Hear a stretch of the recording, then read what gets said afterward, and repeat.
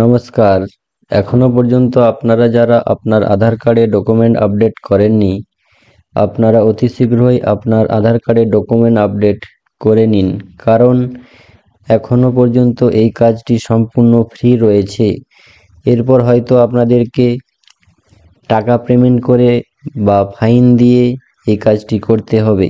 এই জন্য আপনারা আপনার মোবাইল বা কম্পিউটারে কিভাবে এই কাজটি করবেন সেইটাই নিয়েই আমি আজকে ভিডিও বানাচ্ছি। ভিডিওটি প্রথম থেকে শেষ পর্যন্ত অবশ্যই দেখবেন। দেখার পর নিজের মোবাইল বা বাড়িতে যদি ল্যাপটপ ডেস্কটপ থেকে থাকে, এর মাধ্যমে আপনারা আপনার মোবাইল বা কম্পিউটারে কিভাবে আধার কার্ডে ডকুমেন্ট আপডেট করবেন এটাই আজকে আমি দেখাবো।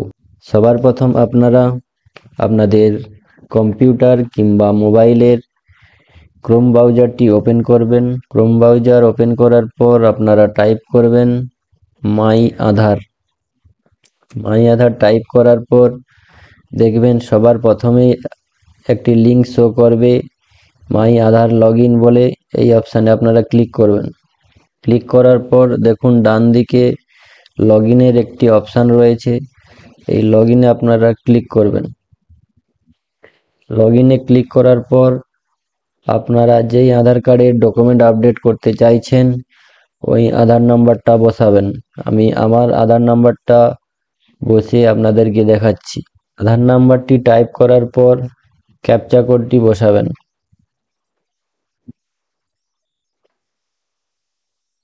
ক্যাপচা কোড বসানোর পর লগ ইন উইথ ওটিপি এই অপশানে ক্লিক করবেন। ক্লিক করার পর আপনার মোবাইলে একটি 6 ডিজিটের ওটিপি সেন্ড হবে। এই ওটিপির ঘরে আপনারা বসাবেন। ওটিপি বসানোর পর লগ ইনে ক্লিক করবেন। লগ ইনে ক্লিক করার পর দেখবেন এইরকম একটি ইন্টারফেস। দেখুন চতুর্থ নম্বরে আছে একটি option document update. This service is free of cost till 14/6/2026। 14/6/2026 মধ্যে আপনারা যদি এই কাজটি করেন তাহলে সম্পূর্ণ ফ্রিতে করতে পারবেন।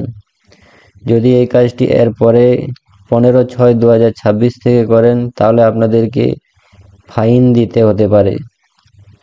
এই অপশানটি অনেক দিন থেকেই সরকার ডেট বাড়িয়েছে। এই ডেটের পরেও যদি আপনারা এই কাজটি না করেন এরপরে আপনাদেরকে ফাইন দিতে হতে পারে। ডকুমেন্ট আপডেট অপশানে আপনারা ক্লিক করবেন।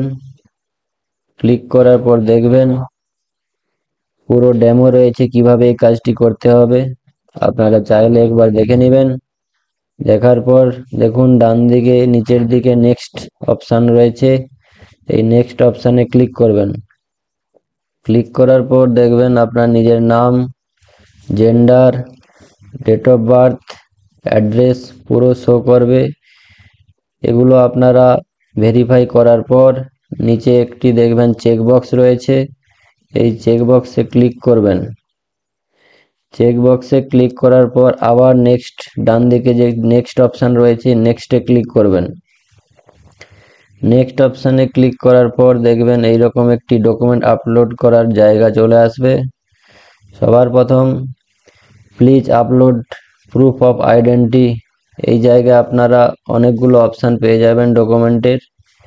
আমি আপনাদেরকে সাজেস্ট করছি এই অপশানে আপনারা প্যান কার্ড আপলোড করবেন। প্যান কার্ড সিলেক্ট করার পর অ্যাকসেপ্টে ক্লিক করবেন।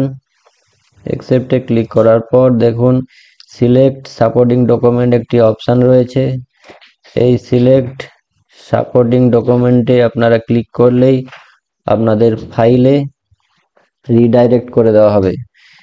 এই কাজটি করার আগে আপনারা নিজের মোবাইল থেকে যদি করেন, মোবাইল থেকে আপনারা একটি স্পষ্ট ছবি তুলে মোবাইল থেকে পিডিএফ করে সেভ করে রাখবেন। এই কাজটি করার আগে আমি করে রেখেছিলাম, সেই জন্য আমি ডাইরেক্ট প্যান সিলেক্ট করলাম।